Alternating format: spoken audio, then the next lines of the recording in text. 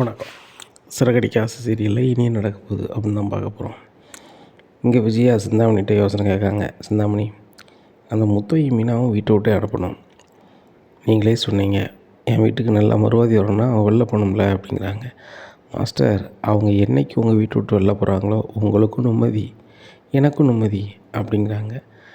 சிந்தாமணி, எனக்கு நிம்மதினா எங்கள் வீட்டிலேருந்து அவங்க போகிறாங்க, உங்களுக்கு என்ன அப்படிங்கும்போது, இல்லை மாஸ்டர், உங்கள் வீட்டில் அந்த மீனாவும் முத்து இருக்க போய் தான் அந்த சுருதி பணம் கொடுத்து உதவுது. டெக்கரேஷன் ஆர்டரில் எனக்கு எதிராக நிற்குது, போகுது, வருது அந்த மீனா. உங்கள் வீட்டில் இருந்து சப்போர்ட் எதுவும் வரலைன்னா கண்டிப்பாக மீனாவால் அந்த டெக்கரேஷன் வேலை செய்யவே முடியாது. எனக்கு நல்லாவே தெரியும். அப்புறம் உங்களுக்கும் நல்லாவே மரியாதை இருக்கும் அந்த வீட்டில் அப்படிங்கிறாங்க. கண்டிப்பாக சிந்தாமணி, அவங்கள வீட்டை விட்டு அனுப்பியே தீருவேன். எதையாவது ஒன்று பண்ணி நான் அனுப்பிடுறேன் பாரு அப்படிங்கிறாங்க. மாஸ்டர், நான் தான் சொல்கிறோம்ல, உங்கள் வீட்டில் நடக்கக்கூடிய நிகழ்வுகளை பெருசாக பேசி இப்பேற்பட்டவங்க இந்த வீட்டில் இருக்கக்கூடாது, இந்த வீடு இருந்தாங்கன்னா இந்த வீட்டுக்கு நல்லது கிடையாது. மனோஜும் நாளைக்கும் கல்யாணம் முடித்து இந்த வீட்டில் குடும்பம் குட்டியுமே இருப்பான், பெரிய பிஸ்னஸ் மேன். அப்படி இருக்கும்போது எப்படி இவங்க இருக்கிறது அப்படின்னு சொல்லி அனுப்பிடுங்க மாஸ்டர் அப்படிங்கிறாங்க. இதே தான் நான் பண்ணிகிட்ருப்பேன், வசமான ஒரு பாயிண்ட் மட்டும் கிடைக்கட்டும், நான் பார்த்துக்கிறேன் அப்படின்னுட்டு இருக்காங்க.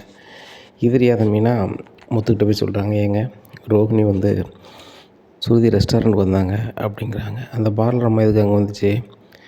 ஏன் பார்லர் அம்மா வர சொல்லிச்சு அந்த சுருதி அப்படிங்கிறாங்க.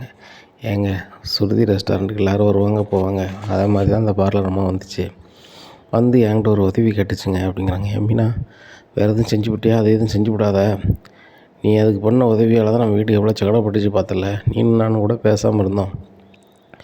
ஏன் இப்படி பண்ணுற அப்படிங்கிறாங்க. ஏங்க, நான் ஒன்றும் பண்ணல, அவங்க சொன்னதை நீங்கள் கேட்டிங்கன்னா நீங்களே ஒரு மாதிரி ஆயிடுவீங்க அப்படிங்கிறாங்க. என்ன சொல்லிச்சு அந்த ஃப்ராடு அப்படிங்கிறாங்க.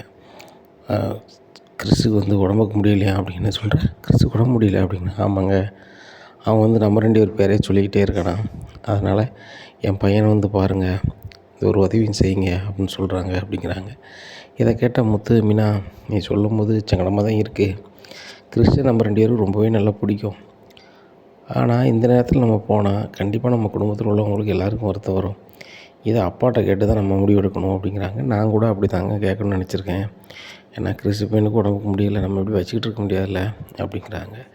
சரி ரைட்டு மீனா, நம்ம இதை தாமதிக்க வேண்டாம், அப்பாவுக்கு கால் பண்ணுறேன்னு சொல்லி அண்ணாமலைக்கு கால் பண்ணுறாங்க. இப்போ நீ எங்கே இருக்க அப்படிங்கிறாங்க. நான் எங்கடா இருப்பேன், பார்க்கில் தான் வாக்கிங் போயிட்டுருக்கேன் அப்படிங்கிறாங்க. இப்போ நானும் மீனாவும் அங்கே வரோம் அப்படிங்கும்போது, டேய் நான் தான் கொஞ்சம் நேரத்தில் வீட்டுக்கு வந்துடுவேனே, எதுக்கு வரேன்னு நினைக்கிங்க அப்படிங்கிறாங்க. இல்லைப்பா, நம்ம வீட்டில் ஒரு சில விஷயம் பேச முடியாது, அதான் உங்ககிட்ட அங்கே பேசினா தான்ப்பா சரியாக வரும் அப்படிங்கிறாங்க. சரி வாங்க, நானும் பரசம் தான் இருக்கோம் அப்படிங்கிறாங்க. உடனே முத்து மீனாவும் அங்கே போகிறாங்க. என்னம்மா இது முக்கியமான விஷயமா, முத்து ஃபோன் பண்ணானே அப்படின்னு கேட்கும்போது, ஆமாம்மா முக்கியமான விஷயந்தான், கிறிஸுக்கு உடம்புக்கு முடியலையா அப்படிங்கும்போது, ஐயோ இது எப்படி உங்களுக்கு தெரியும் அப்படின்னு சொல்லி அண்ணாமலை கேட்குறாங்க. ஆமாம், ஸ்ருதியோட ரெஸ்டாரண்ட்டுக்கு அந்த ரோஹிணி வந்தாங்க அப்படிங்கிறாங்க. நம்ம ரெஸ்டாரண்ட்டுக்கு எதுக்கு அந்த பிள்ளை வருது அப்படிங்கிறாங்க. ஆமாம், ரெஸ்டாரண்ட்டுக்கு வரவங்கள யாரும் எதுவும் சொல்லிட முடியாது, நான் கூட அப்படி தான் கேட்டேன், நீ எதுக்கு தேவையில்லாமல் ஸ்ருதிகிட்ட பேசிகிட்டு இருக்கேன்னு சொல்லிட்டு. மீனா, அவங்கள வச்சு எனக்கு ஒரு உதவி ஆகணும், கிறிஸுக்கு உடம்புக்கு முடியல, அவன் உங்கள் 2 பேர் பேரே தான் சொல்லிக்கிட்டே இருக்கான், நீங்கள் 2 பேர் பார்க்கணும் அப்படின்னு சொல்லிட்டு சொல்கிறாங்க.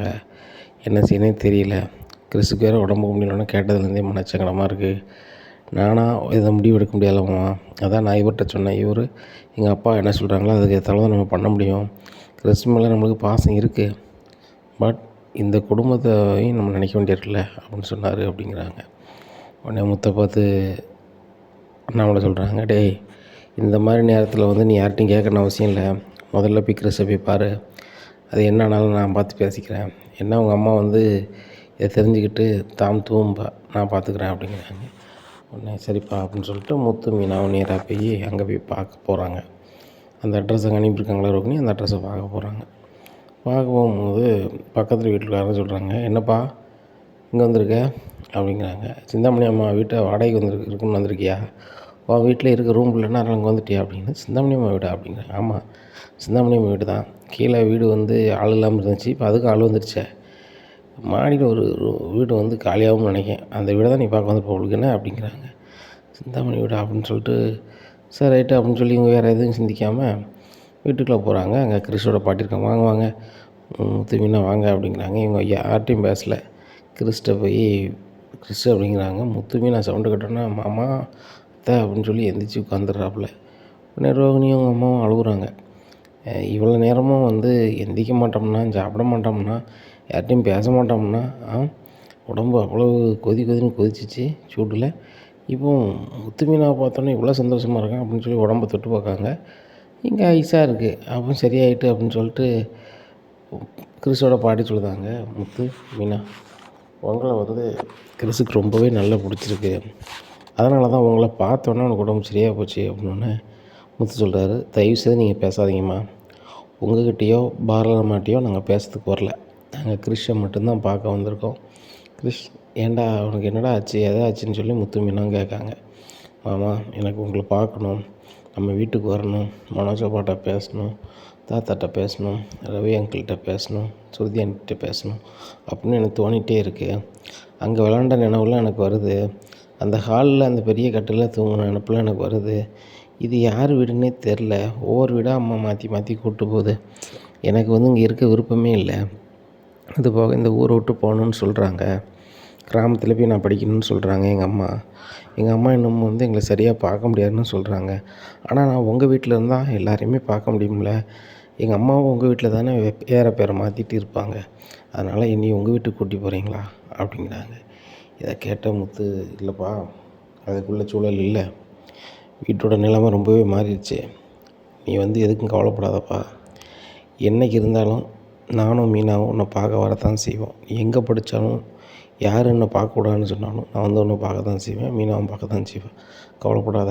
இதில் பூரா உனக்கு தேவையான விளையாட்டு சாமான் இருக்குது, பண்டமும் இருக்குது, எடுத்து சாப்பிடு, நல்ல சத்தான ஆகாரத்தை சாப்பிட்டு கொஞ்சம் சரியாக பாருப்பா, ஒன்றும் இல்லை, எதுக்கும் கவலைப்படாத, மாமா இருக்கேன், அத்தா இருக்கா அப்படின்னு சொல்லிட்டு நாங்கள் கிளம்பட்டுமா அப்படிங்கிறாங்க.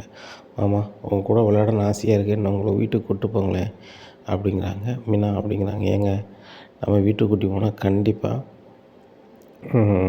அத்தை ஏதாவது சொல்லுவாங்க அப்படிங்கிறாங்க. உடனே கிறிஸோட பாட்டி அதை பிடிச்சிக்கிட்டு, ஆமாம் முத்து, நீ என்ன நடந்தாலும் பரவாயில்லை, இந்த கிறிஸ் உங்கள் வீட்டுக்கு கூப்பிட்டு போங்க, அவன் ரொம்ப நல்லா ஆயிடுவான், கூப்பிட்டு போங்க அப்படிங்கிறாங்க. உடனே ரோகிணி சொல்லுது, என்ன மாதிரி சொல்லிகிட்டு இருக்க, இப்போ இருக்க சூழ்நிலையில் கிறிஸ் அங்கே போனால் எங்கள் அத்தைக்கார் என்ன செய்வாங்கன்னு தெரியாது, தேவையில்லாத வேலை பார்க்காத, கிறிஸுக்கு உடம்புக்கு முடியலை, முத்து மீனாலும் எனக்கு சுத்தமாக பிடிக்கவே பிடிக்காது, இந்த கிறிஸுக்காக தான் கூப்பிட்டு வந்தேன் அப்படிங்கிறாங்க. ரோகிணி உங்களுக்காகலாம் நாங்கள் வரல, கிறிஸுக்காக தான் வந்தோம், பார்த்துட்டோம், எங்கே கிளம்பலாம், கிறிஸ் எதுக்கும் கவலைப்படாடா, நீ எந்த ஸ்கூலில் படிக்கன்னு தெரிஞ்சுக்கிட்டு ஒன்று வந்து பார்க்க வரோம், நீ கிராமத்துக்கே போனாலும் நீ பார்க்க வருவோம், நீ கவலைப்படாத அப்படிங்கிறாங்க. சரியத்தை அப்படின்றாங்க. உடனே முத்து மீனாக கிளம்பிடுறாங்க. உடனே ரோகிணி கேட்குறாங்க, டேய் அம்மா உனக்கு அவ்வளவு இதெல்லாம் வாங்கி கொடுத்தேன், அதெல்லாம் உனக்கு பிடிக்கல, இந்த முத்து மீனாக இந்த ரோட்டு கடையில் வாங்கிட்டு வந்தது அவங்க கொடுத்ததெல்லாம் உனக்கு பிடிக்குது, அவங்க பேச்சை கேட்டோன்னே எந்திரிச்சு உட்காந்துருக்க அப்படிங்கும்போது, ஏன் ரோகிணி வந்து இப்படி அம்மாவன்ட்ட சொல்லுன்னு இருக்க, சின்ன பையனுக்கு யார் பாசத்தை காட்டுதாங்களோ அவங்கள தான் பிடிக்கும், நீ என்னமோ நான் தான் அம்மா, நான் காட்டுறத பாசத்தை நீ ஏற்றுக்கிடணும் வச்சுக்கிடணுன்னா இதுக்கெலாம் வந்து அவன் இது பண்ண மாட்டான், போ அப்படின்றாங்க. ஏம்மா உனக்கும் கிறிஸுக்கும் சுத்தமாக என் மேலே எந்த மறுவாதியும் கிடையாது, கிறிஸுக்கு சம்மந்தமில்லாத ஒருத்தவங்க மேலே பாசம் வருது எல்லாத்துக்கும் காரணம் நீ தானம்மா அப்படிங்கிறாங்க. ஏய் சம்மந்தமில்லாதவங்க மேலே ஒரு பாசம் வருதுன்னா அவங்க நல்லா அன்பை காட்டுறாங்கடி, அதனால் பாசம் வருது, நீ உங்க காரியத்துக்கு தான் நீ சரியாக இருக்க, கிறிஸ்து நானும் எப்படி போனாலும் பரவாயில்லை, உனக்கு உன் புருஷன் கூட சேரணும், அந்த வீட்டில் நீ சந்தோஷமாக வாழணும், அப்படி நீ சந்தோஷமாக வாழ்ந்துக்கிட்டு இருந்த அப்படின்னா ஒரு காலமும் கிறிஸ்டை பற்றியே உண்மையை நீ சொல்லியிருக்கவே மாட்டேன், அந்த மீனாவுக்கு ஏதோ தெரிஞ்சு போச்சு, தெரிஞ்சதுனால இன்றைக்கி வீட்டுக்கு எல்லாம் தெரிஞ்சிருச்சு அப்படிங்கிறாங்க. ஆமாம், இந்த முத்துக்கு மீனாக தெரிஞ்சதுனால தான் என் வாழ்க்கையே போச்சு, இதே இது இவங்களுக்கு தெரியாமல் இருந்தால் இன்னும் நான் அந்த வீட்டில் தான் இருந்திருப்பேன் அப்படிங்கிறாங்க. அப்போ கூட வந்து உன் பையன் மேலே உனக்கு கொஞ்சம் கூட நினப்பு இல்லை, நானும் நீ சொன்னதை கேட்டுருக்கூடாடி அப்படிங்கிறாங்க.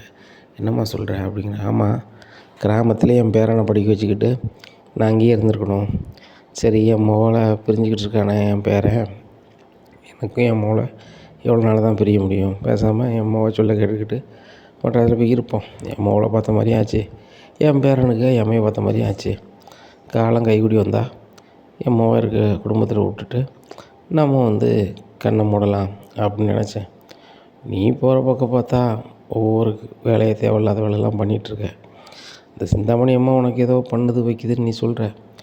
நான் தெருவில் போகையில் 4 பேர் சொல்லுதாங்க, இந்த மாதிரி உங்கள் மவா இருக்க வீடு வந்து சரி கிடையாது, அந்த ஓனர் பயங்கரமான ஆள், அப்பேற்பட்ட ஆள் வீட்டில் நீங்கள் இருக்கிறது சரி கிடையாது, அவங்க வீட்டுக்கு வரவங்க எல்லாமே வில்லங்கமான ஆள் தான் வருவாங்க, நீங்கள் நல்லா பார்க்குற நல்ல ஆள் மாதிரி தெரியுது, அதனால் அந்த வீட்டிலேருந்து போயிருங்க, அந்த சிந்தாமணியை மட்டும் பேச்சு கீச்சு வச்சுக்கிடாதீங்க அப்படின்னு சொல்கிறாங்க.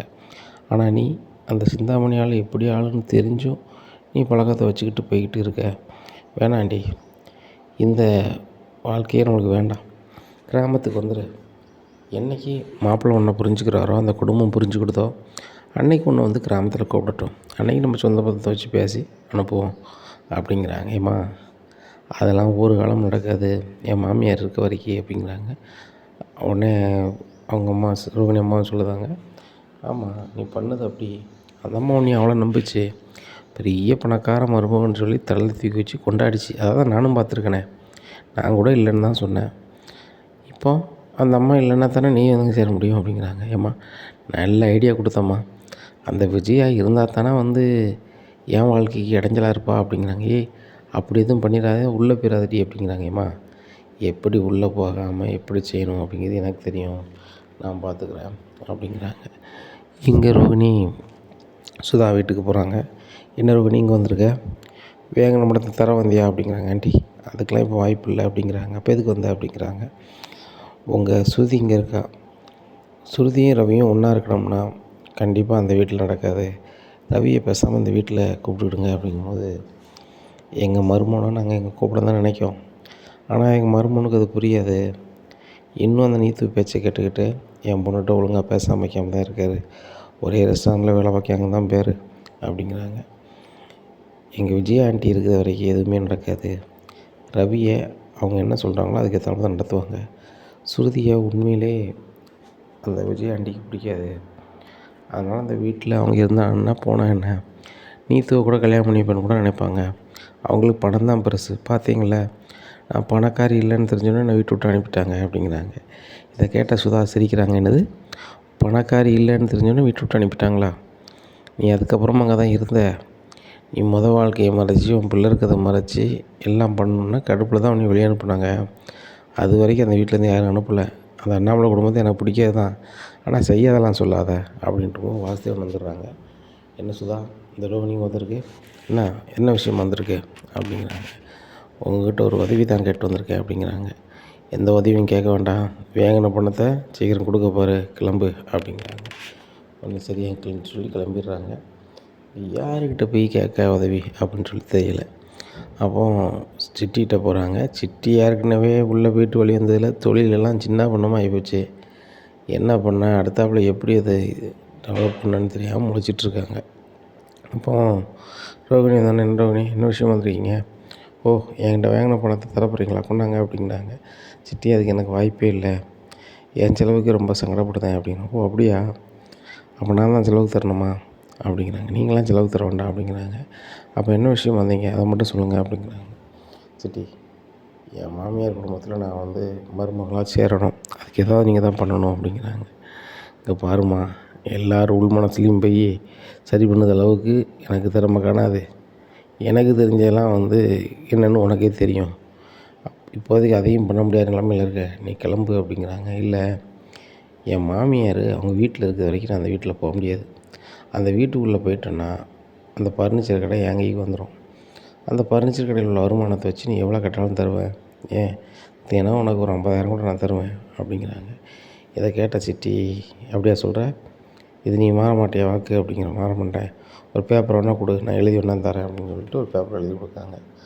சரிட்டு ஓ மாமியாரை முடிச்சு விடணும் அப்படி தானே, ஆனால் நான் தான் முடிச்சோம்னு தெரிஞ்சால் கண்டிப்பாக முத்து என்ன சும்மா விட மாட்டான், ஏற்கனவே சாதாரண ஒரு விஷயம் எதுவும் பண்ணாலே நீ உள்ளே போக வச்சிட்றான், இது பெரிய விஷயம், நான் பண்ணால் நல்லா இருக்காது, வெளியிலேருந்து ஆள் வர வைக்க பண்ணிடலாம், ஆனால் வெயிட்டாக அமௌண்ட்டு முதல்ல வேணும் அப்படிங்கிறாங்க. சிட்டி என்கிட்ட தான் பணமே இல்லைங்கிறனே அப்படிங்கிறாங்க. இங்கே பாரு, நீ இருக்குது சிந்தாமணி கூட, சிந்தாமணி வீட்டுக்கு நீ அசால்ட்டாக போகிற வர, சிந்தாமணி வீட்டில் கோடிக்கணக்கில் பணம் இருக்குது, நகையும் அப்படி இருக்கும், அந்த வீட்டில் ஒரு வாட்டி உன் வேலையை காமிச்சுன்னு வச்சுக்கோ, எங்களுக்கு எவ்வளோ தரணுமோ தர முடியும், ஒன்றும் வேண்டாம், ஒரு 10 லட்ச ரூபா மட்டும் ஒரு இன்சியல் அமௌண்ட் கூட, இந்த அமௌண்ட்டை வச்சு நான் வெளிலேருந்து ஆள் வர வச்சு பண்ணிடுறேன். அதுக்கப்புறம் நீ உனக்கு என்ன எனக்கு தரணும்னு தோணுதோ அப்படிங்கிறாங்க. இதை கேட்ட ரோஹிணிக்கு ரொம்ப சரியாக தோணுது. என்ன கேட்டால் நம்ம கையிலேருந்து கொடுக்க போகிறதில்ல. அந்த சிந்தாமணி வீட்டுக்கு நம்ம அசால்ட்டாக போவோம். சிந்தாமணி எந்த நேரத்தில் வெளில போவாங்க, ஏது போவாங்கன்னு நமக்கு தெரியும். ஒரு நாளைக்கு 2 வாட்டி ரவுண்ட் அடிப்பாங்க. அந்த கேப்பில் நம்ம போய் வீட்டில் எப்படி ஆட்டையை போடணுமோ ஆட்டையை போட்டுற வேண்டியதான் அப்படின்னு சொல்லிட்டு நினைக்காங்க. அப்போ சிந்தாமணி ஆண்டிக்கு ஃபோன் பண்ணுறாங்க. ஆண்டி எங்கே இருக்கீங்க அப்படிங்கிறாங்க. என்னம்மா அப்படிங்கிறாங்க. இல்லை உங்கள் வீட்டுக்கு வந்து 1 மாதத்துக்கு மேலே ஆயிடுச்சு, வாடகை எதுவும் தரலையே, எவ்வளோ கேட்குறீங்க அப்படிங்கிறாங்க. ஏம்மா நீ என் பொண்ணு மாதிரி தான், எனக்கு வாடகைலாம் தர வேண்டாம் அப்படி பண்ணி சஜனா போடுதாங்க. இந்த ரோகிணி கொஞ்ச நாள் நம்ம பேசி கொடுக்காதான் சொன்னோம், அதுக்கேற்ற அளவு கொடுக்காங்க. அதுபோக நான் சொல்கிறேன்னு தப்பாக நினச்சிக்காதீம்மா, உன் மாமியாருக்கு ரொம்ப ஓவராக பண்ணுறாங்க அப்படிங்கிறாங்க. என் மாமியாரே ஓவராக தானே பண்ணுவாங்க ஆண்டி அப்படிங்கிறாங்க. ஆமாம், அந்த மனோஜுக்கு வேறு பொண்ணு பார்த்துட்ருக்காங்க, என்கிட்டயே வேறு பொண்ணு பாரு, உங்களுக்கு ஒரு பொண்ணு தானே இருக்குது, அந்த பொண்ணை என் பையனுக்கு கொடுங்களேன் அப்படின்னு கேட்குறாங்க.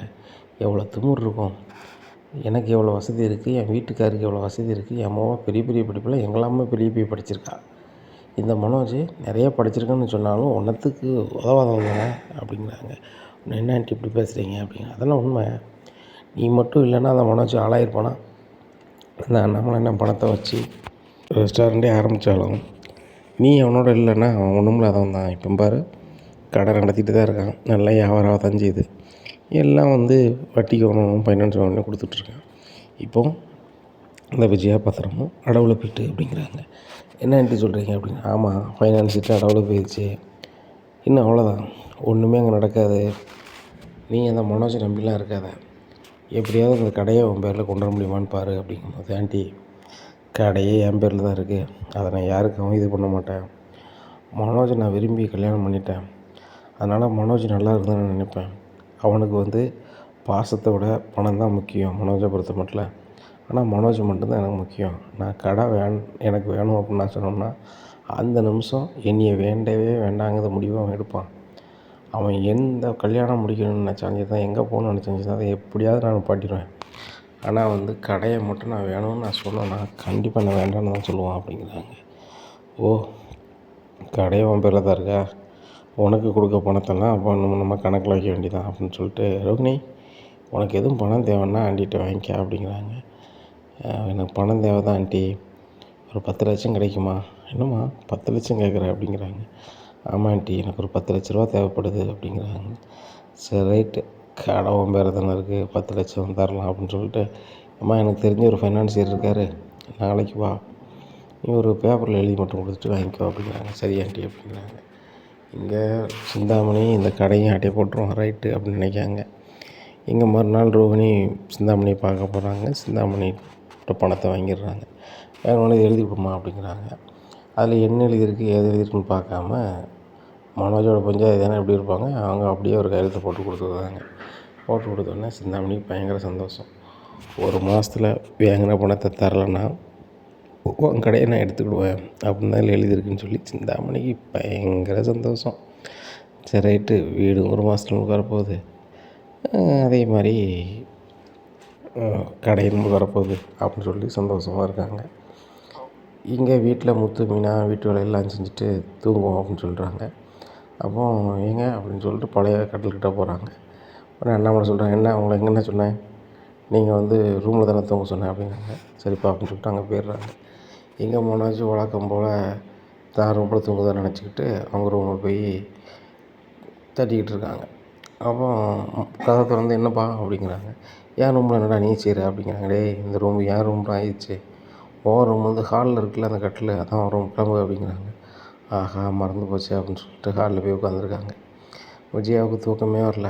டேய் மனோஜ் என்னடா எப்படா வந்த அப்படிங்க. இப்போ தாம்மா வந்தேன், கடையில் சாப்பிட்டேன், பாரும்மா வந்து ஏசி போட்டு நான் தூங்கலான்னு பார்த்தா அவங்க என்னை ரூம்லேயே விட மாட்டுறாங்க, நான் இங்கே ஹாலில் வந்து கொசுக்கடியில் இருக்கிறேம்மா அப்படிங்கிறாங்க. இதை கேட்ட விஜயா, டேய் ஒன்றும் இல்லைடா எல்லாம் சரியாயிரும்டா அப்படிங்கிறாங்க. என்னம்மா சரியாயிரும், அங்கே பாருங்கள், டேய் மனோஜ் கொஞ்ச நாளில் அவங்கள அனுப்பிடுவோம், கொஞ்சம் பொறுத்துக்கோ அப்படிங்கிறாங்க. எப்படி இருக்க சூழ்நிலை காலைல விடிஞ்சோடனே கோயிலுக்கு போகிறாங்க விஜயா. அங்கே ஒரு ஆள் சொல்கிறாங்க, விஜயாக்கா எப்படி இருக்கீங்க அப்படின்னு. நல்லா இருக்கேன் அப்படிங்கிறாங்க. உங்கள் மருமக மீனாவும் உங்கள் மகனும் ஏன் தேவையில்லாமல் பண்ணுறாங்க அப்படின்னு, தேவையில்லாமல் பண்ணாங்க அப்படின்னு கேட்குறாங்க. உங்களுக்கும் அந்த ரோகிணிக்கும் ஆகாதுன்னு சொல்லி தானே அனுப்பி விட்ருக்கீங்க. அவங்க வீட்டுக்கு எதுக்கு இந்த முத்து மீனாவும் போக்கா இருக்காங்க அப்படிங்கிறாங்க. புரியல அப்படிங்கிறாங்க. நேற்று வந்தாங்க, அந்த கிறிஸ்து பையனை பார்க்கறதுக்கு பண்டம் எல்லாத்தையும் வாங்கிட்டு வராங்க. ஆனால் நீங்கள் தான் வந்து அவங்க வேண்டான்னு சொல்லியிருப்பீங்க போல், அந்த முத்துக்கு மீனாவுக்கும் அந்த ரோகிணியை பிடிக்கும் போல் அப்படின்னு. நீ சொல்கிறது உண்மையா, நீ சொல்கிறது உண்மையா அப்படிங்கிறாங்க. உண்மைதான் அப்படிங்கிறாங்க. இதை வச்சு அந்த முத்து மீனை வீட்டை விட்டு அனுப்பிடுறேன்.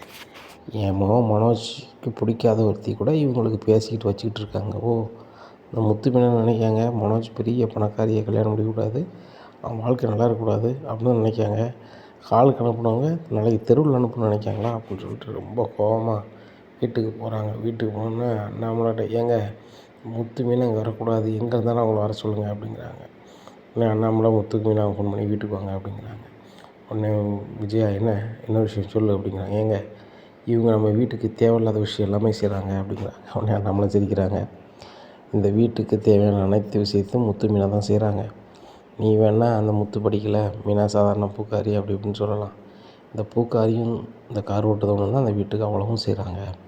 உன் பையன் பெரிய ஃபர்னிச்சர் கடை அதிபராக இருக்கலாம், ஆனால் அந்த வீட்டுக்கு எதுவுமே செய்யலை அப்படிங்கிறாங்க. ஏங்க அது இருக்கட்டுங்க, இந்த வீட்டுக்கு ஒரு ஆளை பிடிக்கலன்னா இவங்களுக்கும் பிடிக்கக்கூடாதுல்ல அப்படிங்கிறாங்க. பொதுவாக உள்ளது தான், நீ சொல்லுது தான் சொல்லு அப்படிங்கிறாங்க. ஏங்க இந்த ரோகிணியை பார்க்க இவங்க 2 பேரும் போயிருக்காங்க அப்படிங்கிறாங்க. இதை கேட்டால் அண்ணாமலை சொல்கிறாங்க, இங்கே பார்வதியா, ரோகிணியை பார்க்க அவங்க போக மாட்டாங்க அப்படின்னு. ஏங்க போயிருக்காங்க, பக்கத்தில் இருக்கிறவங்களே சொல்லியிருக்காங்க, அவங்களே நீங்கள் உங்கள் வீட்டுக்கார்ட்ட சொல்லணும்னா நீ கூப்பிடுங்க, நான் வந்து சொல்லுதுன்னு சொல்லியிருக்காங்க, ஆதாரம்லாம் இருக்குங்க அப்படிங்கிறாங்க. உடனே முத்து மீனாவும் முழிக்காங்க. என்னடி வாயிலேருந்து ஏதாவது உடனு பேசுவியே, எப்பவும் பேசு, போகலன்னு சொல்லிப்பார் அப்படிங்கிறாங்க. அத்தை, நானும் என் வீட்டுக்காரரும் போக தான் செஞ்சோம் அப்படிங்கிறாங்க. இதை கேட்டோன்னே வச்சு, பார்த்தீங்களாங்க எவ்வளோ திமிரு பார்த்தீங்களா, ரொம்ப திமிராயிருச்சு. இந்த மனோஜ் நல்லா இருக்கக்கூடாதுன்னு நினச்சி தான் இவ்வளோ பண்ணிகிட்ருக்காங்க. ஒரு நிமிஷம் கூட இந்த வீட்டில் இருக்கக்கூடாதுங்க. மனோஜ் எவ்வளோ செல்லமாக நம்ம வளர்த்தோம், எவ்வளோ படிக்க வச்சோம், என்ன பிஸ்னஸ்லாம் பண்ணி கொடுத்துருக்கோம். அந்த மனோஜ் நல்லா இருக்கக்கூடாதுன்னு இவங்க 2 பேரும் நினைக்காங்க. என் பிள்ளைக்கு தேவையில்லாத வேலையில் அவங்க பார்க்கும்போது இவங்க இந்த வீட்டில் இருக்கக்கூடாது அப்படிங்கிறாங்க. விஜயா, இவங்களும் இந்த வீட்டு பிள்ளை தான் அப்படிங்க. இந்த வீட்டுக்கு மேலே எந்த விசுவாசமும் இல்லாமல் அவங்க பாட்டில் போகும்போது எப்படிங்க இந்த வீட்டில் இருக்க முடியும்? நாளைக்கு மனோஜுக்கு ஒரு இடத்துல பொண்ணு பார்ப்போம், தேவையில்லாத ஏதாவது வேலையை செய்வாங்க. மனோஜ் கல்யாணம் முடிய வரைக்கும் இந்த வீட்டில் இவங்க இருக்கக்கூடாதுங்க, கிளைம் போட்டோம். உங்கள்கிட்ட ஒரு வார்த்தை சொல்லியிருக்காங்களாங்க? அங்கே போய்ட்டு வந்துருக்காங்க அப்படிங்கிறாங்க. விஜயா, முத்து மீனாவும் கிறிஸ் வீட்டுக்கு போனது வாஸ்தவம். அவங்க போகிறதுக்கு முன்னாடி என்கிட்ட கேட்டு தான் போனாங்க அப்படிங்கிறாங்க. என்னங்க சொல்கிறீங்க, நீங்கள் இந்த முத்துக்காவை நீங்கள் சப்போர்ட் பண்ணுறீங்க அப்படிங்கிறாங்க. பாரு விஜயா, கிறிஸ்க்கு உடம்புக்கு முடியலை, ரோகிணி வந்து சொல்லியிருக்காப்புல. அப்போ என்கிட்ட வந்து முத்து கேட்டேன்ப்பா, இப்படி பார்லர்மா சொல்லுதாப்புல, நான் போகணுமா வேண்டாம்ப்பா அப்படின்னு கேட்டான். சின்ன பையனுக்காக நம்ம பார்க்கணும்டா, நீங்கள் போய்ட்டு வாங்க, நான் தான் அனுப்பிவிட்டேன் அப்படிங்கிறாங்க. ஏங்க என்னங்க நீங்கள் எப்படிங்க அனுப்பலாம் வைக்கலாம் அப்படிங்கிறாங்க. விஜயா, இந்த கதையை விடு, சின்ன பையனுக்குன்னு வரும்போது நம்ம வந்து அதெல்லாம் பார்த்துட்டு இருக்க முடியாது, விட்டுரு அப்படிங்கிறாங்க. ஆகா, நம்ம இதை ஒரு கதையாக வச்சு இந்த முத்து மீனா வீட்டு விட்டு அனுப்பிடலான்னு பார்த்தா நடக்கலையே அப்படின்ட்டு இருக்கும்போது மனோஜ் கால் பண்ணுறாங்க. ஏம்மா ஏதோ கால் பண்ணியிருக்கேட்டம்மா அப்படிங்கிறாங்க. டேய், இந்த முத்து மீனாவும் அந்த ரோகிணி வீட்டுக்கு போக்குவரத்துமாக தான் இருக்காங்க அப்படிங்கிறாங்க. என்னம்மா சொல்கிற, உடனே வீட்டுக்கு வரேன்னு சொல்லிட்டு மனோஜ், என்னடா நினச்சிட்ருக்க, நீனும் உன் பொண்டாட்டியும் அந்த ரோகிணி பார்க்க போகிறீங்களாம்மா, நீங்கள் தான் அந்த ரோகிணிக்கு இவ்வளோ சப்போர்ட் பண்ணிகிட்ருக்கீங்களா, அதான் என்னை பாடப்படுத்திட்டுருக்காளா அப்படிங்கிறாங்க. டேய், கிறிஸுக்கு உடம்பு முடியலடா, அதான்டா போனேன் அப்படிங்கிறாங்க. எப்பா, இவங்க இன்னுமே இந்த வீட்டில் இருக்கக்கூடாது அப்படிங்கிறாங்க. உடனே முத்து சிரிக்கிறார். ஏன்டா சிரிக்கிற அப்படிங்கிறாங்க. அம்மா எவ்வளோ சொல்லி பார்த்தாங்க, நடக்கலை, ரெண்டாவது நீ சொல்லுது நடக்குமான்னு பார்ப்போம் அப்படிங்கிறாங்க. உடனே நம்ம சொல்கிறாங்க, மனோஜ் இந்த வார்த்தை தவிர வேறு ஏதாவது பேசு, ஒழுங்காக வியாபாரத்தை போய் பாரு போ அப்படிங்கிறாங்க. உடனே விஜயா, டேய் நீங்கள் கடைக்கு போடா அப்படிங்கிறாங்க. உடனே மனோஜ் கடைக்கு வந்துடுறாரு. இந்த முத்து மீனாவும் இந்த ரோகிணி கூட பேசி தான் நம்மளுக்கு இல்லாத பொருளாதையும் செய்தாங்களோ. முத்துட்ட யாருனே நம்ம என்னெல்லாமோ தேவையில்லாமல் பண்ணியிருக்கோம். அந்த மீனாவை நம்ம கல்யாணத்தன்னைக்கு விட்டுட்டு போயிருக்கோம். கண்டிப்பாக அந்த ரோகிணி கூட சேர்ந்து நம்மளுக்கு ஏதாவது பண்ணுவா, நம்ம கொஞ்சம் தெளிவாக தான் இருக்கணும் அப்படின்னு நினைக்காரு. அப்போ கூட நம்மளை பற்றியான சுயசரிதையை ஒரு டைரியாக தினமும் எழுதி நம்ம ரூமில் வச்சுருக்கோமே, நம்ம என்னென்னலாம் தப்பு பண்ணுதோம் அத்தனை தப்பு அதில் எழுதி வச்சுருக்கோமே, இதை அவங்க பார்த்தாங்கன்னா என்ன ஆகுமே, ஆக போகுது அப்படிங்கிறத பற்றி யோசனையே இல்லை, இப்படியா இருக்குது. அப்போ முத்து நைட்டு தூங்க ரூம் போகையில் புக்காக இருக்குது. ஒரு புக்கில் மனோஜின் திறமைகள்னு ஒரு புக் இருக்குது. இதை பார்த்த உடனே, மீனா அங்கே பாரு, எங்கள் அண்ணனுக்கும் திறமை இருக்கான் அப்படிங்கிறாங்க. ஏங்க சும்மா இருங்கங்க, திறமை இருந்தால் ஏங்க வருஷக்கணக்கில் நடத்துகிற கடையை ஒரு நாள் கூட லாபத்தில் கொண்டு வர முடியலங்காரு அப்படிங்கிறாங்க. நான் நீ சொல்லுறது வாஸ்தவம் தான். நான் அவன் திறமை இருக்குதுன்னு சொல்லலை. அவனுக்கு திறமை இருக்குதுன்னு அவனே எழுதி வச்சுருக்கான் அப்படிங்கிறான். ஏங்க அடுத்தவங்க நோட்டில் நீங்கள் எடுக்காதீங்க அப்படிங்கிறாங்க. மீனா நீ வேறு, அவனுக்கு திறமையே இல்லை.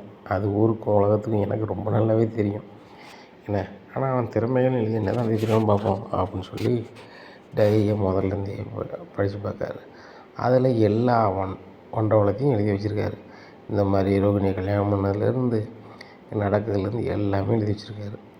அதில் கடைசியாக என்ன எழுதுறாருன்னா, இந்த பர்னிச்சர் கடை வாங்கினது, இந்த பர்னிச்சர் கடையை வாங்கும்போது என்ன என் பேரில் வாங்கினா நாளைக்கு முத்தும் ரவியும் எனக்கு வேணும்னு கேட்பானோன்னு சொல்லிட்டு ரோகிணி பேரில் வாங்கினது. அதுக்கப்புறம் ரோகிணிக்கே தெரியாமல் எதில் எழுதி வாங்கணும்னு சொல்லி இந்த கடையை மனோஜ் பேரில் ஒரு பேப்பரில் வாங்கி மனோஜ் பேரில் மாற்றினது. அந்த பத்திரத்தையும் வீட்டில் கொண்டு வச்சது. அப்புறம் வீட்டு பத்திரத்தை அப்பாவுக்கே தெரியாமல் எழுதி அப்பா மாதிரியே எழுதி பேங்கில் போய் வேணுங்கினது. அதுக்கப்புறம் ஃபைனான்ஸியர்கிட்ட அதுக்கு பதிலாக அதே மாதிரி வேறு ஒரு கம்மி பத்திரத்தை கொடுத்தது, வச்சது, எவ்வளோ பணம் வாங்கினது எல்லாமே அதில் எழுதியிருக்கு. இதை பார்த்து முத்து பயங்கர ஷாக் ஆகிறாரு. மீனா இது என்னென்னு பாரு அப்படிங்கிறாங்க. மீனாவும் படிக்கிறாங்க. படிச்சுட்டு என்னங்க இப்படி இருக்குது, அப்போ எல்லாம் உண்மையா அப்படிங்கிறாங்க. மீனா நான் இவ்வளோ போய் புத்திசாலி நல்லா பண்ணியிருக்கேன்னு அவனே எழுதி வச்சுருக்கான். சொல்லுவாங்கள்ல, நான் பெரிய ஆளுன்னு காட்டுவாங்களே சொல்லுவாங்க, பில்டப் பண்ணுவாங்க. அந்த பில்டப்புக்கு இவனே எழுதி வச்சுருக்கான். இவன் இப்படிலாம் சொல்லியிருக்கான். எல்லாத்துக்குமே நான் வந்து டம்மியை தான் கொடுத்துருக்கேன். ஒரிஜினல் பூரா என்கிட்ட தான் இருக்குதுன்னு சொல்லியிருக்கான். ஒரிஜினல் எங்கே இருக்குதுன்னு பார்ப்போன்னு சொல்லிட்டு பீரோவை திறந்து தேடுதாங்க. தேடும் போது ஒவ்வொரு இடத்துக்கும் 4 பாத்திரம் இருக்குது.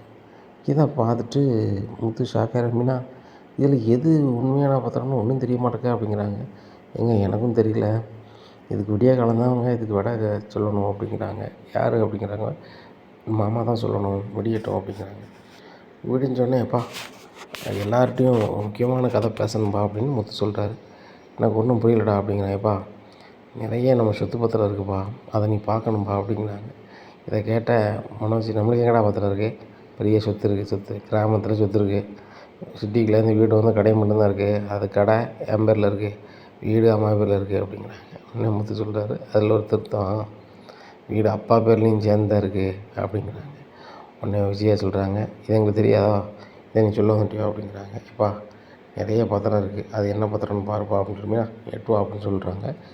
மீனா மனோஜ் ரூமுக்குள்ளே போகிறாங்க. அப்போ தான் மனோஜுக்கு நினைவு வருது, மீனா என் ரூம்லேருந்து எதுவும் எடுக்கக்கூடாது, வைக்கக்கூடாதுங்காங்க. இதை கேட்ட முத்து வாயை புத்திட்டு அமைதியார், இல்லைன்னா முடிச்சு உப்பை தடவி தடவி அப்படிங்கிறாங்க மனோஜை பார்த்து. உடனே மனோஜ் என்ன செய்யணும்னு தெரில. இந்த முத்து மீனா பார்த்தாங்க போலயே, அப்பாட்டையும் அம்மாட்டையும் சொல்லிட்டான், அவ்வளோதான் அப்படின்னு சொல்லிட்டு சொல்லும் போது மீனா டைரியை எடுத்துக்கொண்டு முதல்ல கொடுக்காங்க. இந்த டைரியை அண்ணாமலை பார்த்துட்டு ஒரு மாதிரி ஆயிடுறாரு. உடனே என்னங்க என்னாச்சு அப்படிங்கிறாங்க. விஜயா, இந்த மனோஜோட லட்சணம் என்னென்னு இதை பாரு அப்படிங்கிறாங்க. உடனே டைரியை வாங்கி விஜயா படித்து பார்க்காங்க. விஜயாவுக்கு சரியான கடுப்பாயிருது. அப்போ இவன் வந்து கடையை கூட மனோஜ் பேரில் வாங்கலையா, அந்த கடையை வந்து ரோகிணி பேரில் தான் வாங்கினானா, அதுக்கும் இப்படி பண்ணியிருக்கான். வீட்டு பத்திரம் அப்போ வந்து என்ன பண்ணான், அப்போ வீட்டு பத்திரத்தை அங்கே கொண்டு ஃபைனான்ஸிட்டு கொடுத்தானே, அப்போ அதுவும் உண்மை இல்லையா, அப்போ அதையும் டம்மி பத்திரத்தை தான் கொடுத்துருக்கானா, நாளைக்கு ஏதாவது ஒன்று என்ன செய்ய அப்படின்னு சொல்லி முழிக்காங்க. இங்கே அண்ணாமலைக்கு இந்த விஜயாவும் மனோஜும் சேர்ந்து பேங்கில் போய் என் பேரை எழுதி வாங்கியிருக்காங்க. இந்த விஜயா சிந்தாமணி கூட பையில் அப்படி பண்ணியிருக்கா வச்சுருக்காங்கன்னா, அது வேறு சரியான கடுப்புன்னு நிற்கும்போது மனோஜ் சட்டையை பிடிச்சி அண்ணாமலை வெளுன்னு ஒழுக்கம், ஏங்க அப்படின்னு விஜயா சொல்கிறாங்க. விஜயா ஒழுங்கு மரியாதையே இரு, சத்தண்டாமல் இரு, ஒவ்வொரு வாட்டி இந்த முத்தையும் மீனா வந்து வீட்டை விட்டு அனுப்பணும்னு சொல்லிட்டேன். வீட்டை விட்டு அனுப்ப வேண்டியது உங்கள் 2 பேரையும் தான். உன் வீடுங்கிறனால ஒன்றும் அனுப்ப முடியாது. ஆனால் மனோஜ் இந்த வீட்டில் இருக்கக்கூடாது, இவ்வளோ பண்ணியிருக்கான், சரி கிடையாது. பாரு, ஒருத்தன்ட்ட கை நீட்டி பணம் வாங்கியிருக்கான், அவனுக்கும் உண்மையான பத்திரத்தை கொடுக்கல, இவ்வளோ பண்ணியிருக்கான். ஒரு பத்திரத்துக்கு 4 பத்திரம் ரெடி பண்ணியிருக்கான் அப்படிங்கிறாங்க. இதை கேட்டால் மனோஜ் சொல்கிறேப்பா, நான் புத்திசாலித்தனமாக தானே பண்ணேன், நம்ம எதுக்கு வீட்டு பத்திரத்தை அவன்கிட்ட கொடுக்கணும், டம்மியை கொடுப்போம், நம்ம ஒரிஜினல் வச்சுக்கணும் தான் அப்படி பண்ணோம்பா அப்படிங்கிறாங்க. இதை கேட்டால் முத்து, உனக்கு வெக்கமாக இல்லை, இவ்வளோ ஆனப்பறவும் நீ திருந்துடல அப்படிங்கிறாங்க. டே, உன்னை மாதிரி படிக்கலைன்னா இதெல்லாம் பண்ண முடியாது, நான் நிறைய படிச்சிருக்கேன், எனக்கு நிறைய தெரியும் அப்படிங்கிறாங்க. ஆமாம் உனக்கு நிறைய தெரியும், ஒழுங்கு மரியாதை வீட்டு விட்டு கிளம்பு அப்படின்னு சொல்லி அண்ணாமலை மனோஜ் வீட்டு விட்டே அனுப்பிடுதாங்க. இங்கே விஜயாவுக்கு எதை நினச்சி சந்தோஷப்படுறதுன்னு தெரியல. வீட்டு பத்திரம் இங்கே தான் இருக்குன்னு சந்தோஷப்படுறதா, மனோஜ் வெளியே போயிட்டான்னு சொல்லி வருத்தப்படுறதா, இல்லை என்ன செய்கிறது அப்படின்னு சொல்லி விஜயா ரொம்பவே முழிச்சிக்கிட்டு இருக்காங்க.